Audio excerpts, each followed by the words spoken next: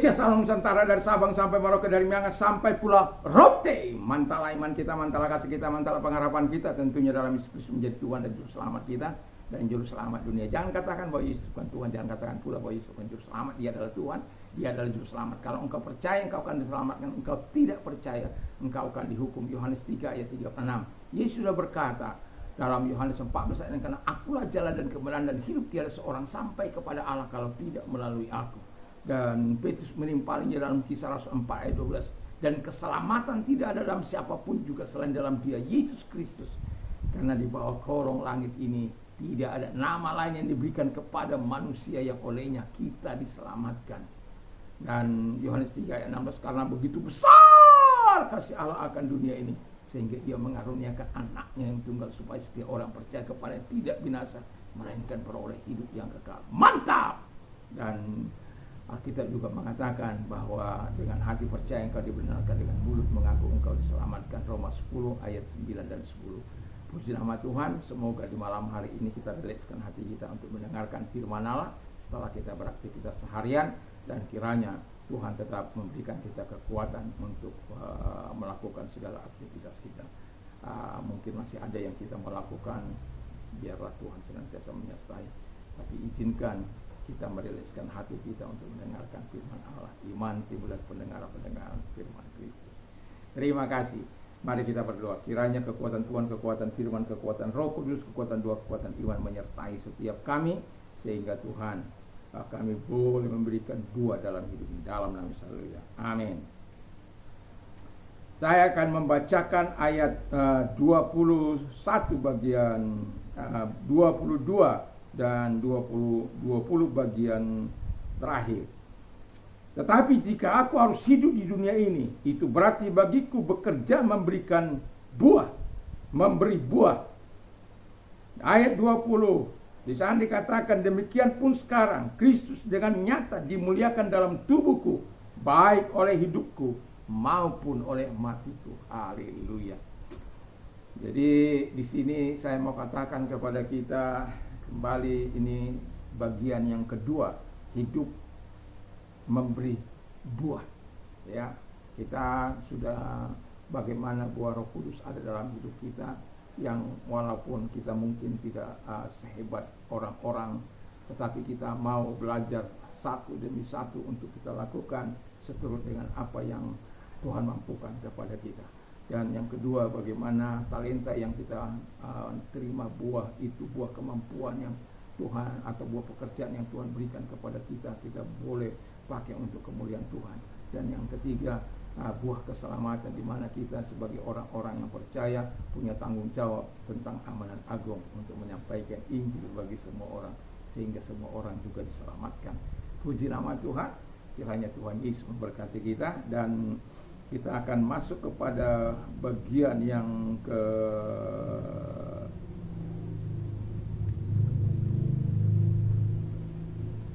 bagian kedua, nomor 1 ya. Saya akan sebut dia juga nomor 1, bagian kedua. Jadi buah dari hidup memberikan buah, yang bagian kedua ini nomor 1, buah hasil usaha. Jadi itu kita lihat, kita baca dulu dalam Roma ya, Roma 15 ayat yang ke-28. Demikian bunyi firman Allah. Roma 15 ayat 28, apabila aku sudah menunaikan tugasku itu dan sudah menyerahkan hasil usaha bangsa-bangsa lain itu kepada mereka, aku akan berangkat ke Spanyol untuk melalui kota kamu. Jadi ini hasil kekayaan yang dipercayakan untuk dikelola, dan itu bukan hanya Paulus, tapi dia serahkan supaya dikelola orang-orang yang dipercayakan kepada mereka. Jadi itu adalah harta benda yang dipersembahkan kepada Tuhan. Jadi kita tentu punya harta benda yang bisa kita persembahkan kepada Tuhan. Satu contoh, saya punya rumah tahun 95, itu saya beli, sampai sekarang oleh anugerah Tuhan rumah itu masih dipakai oleh orang-orang yang tidak mampu. Dan saya sudah berkata kepada orang-orang yang memakannya, sudah berapa keluarga, dan ketika mereka mampu membeli rumah, mereka harus menyerahkan rumah itu kembali kepada saya, supaya orang lain yang tidak mampu menempati. Jangan kita berikan dia punya rumah lalu rumahnya disewakan. Itu nggak boleh, itu nggak adil itu. Tetapi kita sebagai orang percaya, apapun harta kita, saya tidak punya banyak uang, tetapi setiap hari mulai tahun 2000 sampai sekarang saya mengalirkan air 24 jam sehari bagi mereka yang membutuhkan. Jadi keran itu ada di luar, bukan di dalam rumah saya. Jadi siapapun bisa mengambil. Kalau pada masa musim-musim pengemarau, ya, kadang-kala orang membawa mobil untuk diisi dengan regen-regen. Tapi saya tidak pernah mempermasalahkan seberapa banyak pun asal itu untuk digunakan untuk kepentingan mereka. Tapi saya akan menjadi marah kalau air itu dibuang-buang. Saya akan tunggu orangnya. Karena sudah dia pergi, dia pikir ini kan gratis. Jadi ngocor airnya. Sampai kadang-kala 2-3 hari airnya baru diambil, karena dia sadar, dia merasa bersalah, dia sudah tahu. Saya sudah tuliskan di situ waktu itu, seberapa banyak pun Anda mengambil air dari sini, saya tidak pernah keberatan. Tetapi kalau Anda buang, saya sangat keberatan. Dan apapun kita harus persembahkan segala sesuatu untuk kemuliaan Tuhan. Dan Tuhan tidak akan pernah pelit juga kepada kita, orang-orang yang memberikan untuk Dia. Makanya ketika saya percaya, berkata, ketika kita suka memberi, kita juga akan diberi. Dan tapi kalau kita tidak mau memberi, kita juga tidak akan pernah diberi. Dan itulah sebabnya memberi itu adalah karunia. Tetapi firman Allah katakan kita punya kemampuan khusus untuk memberi. Karena apa? Ada Roh Kudus, ada firman, ada Tuhan, ada Roh Kudus, ada Yesus yang memampukan kita untuk menjadi teladan, di mana Yesus kan teladan kita dalam hal memberi. Dia memberikan hidupnya, berkorban untuk kita, menyerahkan yang terbaik bagi kita. Masakan kita dalam hal-hal yang seperti itu? Tidak bisa. Tetapi ada banyak orang tidak bisa mempersembahkan harta benda mereka untuk kemuliaan Tuhan. Tapi saya mengatakan kepada kita, biarlah kita sebagai orang percaya belajar untuk mempercayakan sesuatu yang Tuhan percayakan kepada kita. Kita kembalikan kepada kemuliaan Allah dalam hidup ini. Yang kedua, dikatakan buah korban ucapan syukur. Nanti Anda bisa baca Ibrani 13 ayat 15. Jadi hidup kita harus penuh dengan ucapan syukur. Saya katakan 1000 ucapan syukur saya, 10 pujian saya kepada Tuhan. 10 pujian ucapan syukur saya kepada Tuhan. 1000 ungkapan terima kasih saya kepada Tuhan setiap hari. Apakah saya nggak pernah gagal? Pastilah. Munafik sih wanita kalau tidak pernah gagal. Tetapi saya sudah berkata, kalau saya gagal Tuhan kepadamu, ya ampunilah saya. Karena ada kesibukan-kesibukan, kadangkala dalam pertemuan-pertemuan kita lupa semua itu karena seriusnya. Nanti kalau sudah malam baru kita di tempat baik, sudah terlambat ya. Tetapi ketika hari berjalan normal, kita bisa kembali mengucapkan dan bahkan lebih daripada apa yang sudah kita berikan sebelumnya. Dan saya yakin dan percaya ucapan yang memuliakan Tuhan itu sangat menyenangkan hati kita.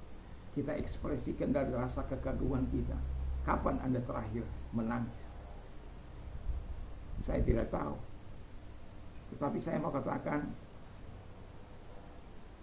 saya tadi pagi menangis ngeraung, tadi siang pulang dari sebuah pertemuan, lalu kemudian saya berdoa kepada Tuhan, ngeraung seperti anak-anak. Untungnya ada tisu.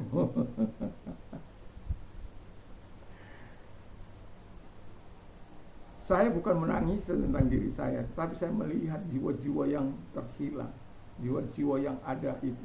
Saya tahu bukan sesuatu yang mudah, tetapi saya yakin dan percaya Tuhan juga punya kemampuan untuk itu. punya hal yang luar biasa yang akan kita miliki di dalam hidup itu, yaitu kuasa itu.